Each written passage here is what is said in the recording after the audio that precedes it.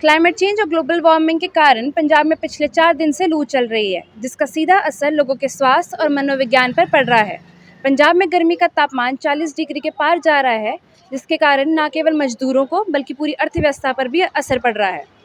पंजाब में बढ़ता तापमान क्लाइमेट चेंज के प्रभाव के बारे में चिंता पैदा कर रही है। 5 मई को पंजाब में 43 डिग्री सेल्सियस दर्ज किया गया, जो मानव शरीर के लिए बहुत गर्म था। भारत मौसम विभाग ने मार्च से मई तक मौसम के लिए अपना सीजनल आउटलुक जारी किया, जिसमें उन्होंने देश के अधिक हिस्सों में 6 से 14 दिन तक अधिक समय तक लू चलने की संभावना का कहा। आमतौर पर अप्रैल में हीट वेव 4 से 8 दिन ही चलती है, लेकिन इस बार स्थितियां ग्लोबल वार्मिंग की वजह से अलग है। इस बार देश के 23 राज्य लू और हीट वेव के 10 से 20 दिन का दौर देखेंगे। पिछले साल हीट वेव का सबसे लंबे समय का रिकॉर्ड बना था, जो इस बार टूट सकता है। हीट वेव का स्वास्थ्य पर व्यापक प्रभाव पड़ सकता है, जिस पर ध्यान देने की आवश्यकता है। हीट वेव कई प्रकार की बीमारियों को जन्म दे सकती है, जिसमें गर्मी से थकावट, डिहाइड्रेशन और इससे भी खराब स्थिति हीट स्ट्रोक शामिल है। ये स्पष्ट है कि लंबे समय तक चलने वाली गर्म लहरें भविष्य में कोई बड़ी बात नहीं होंगी।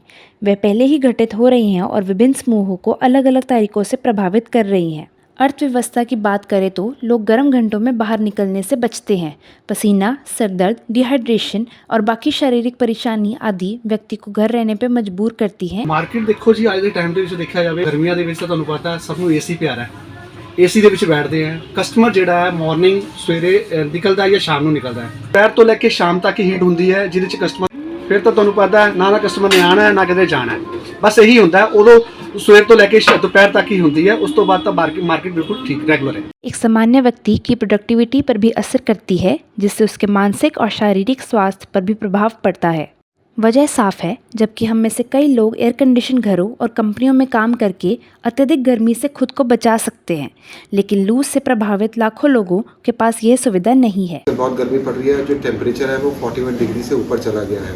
चांसेस है कि जो भी बाहर जाए उसको सनस्ट्रोक हो या माइग्रेन की प्रॉब्लम हो सकती है।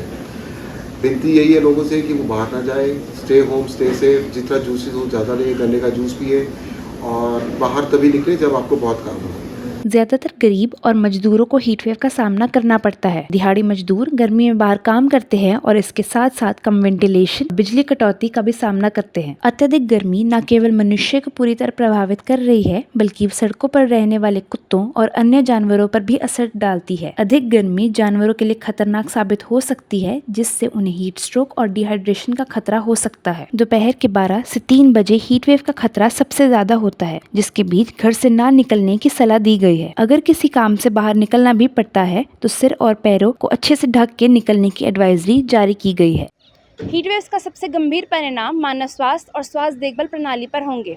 भारत में एयर कंडीशनर, एयर कूलर और रेफ्रिजरेटर की मांग बढ़ गई है। हीट वेव के प्रभाव को कम करने के लिए कई राज्यों में एडवाइजरी जारी की गई है, जिसमें दिन के समय घर रहने और हाइड्रेटेड रहने की सलाह दी गई है। कैमरामैन वर्णिका के साथ मैं हरसिमरन कौर, चितकारा न्यूज़।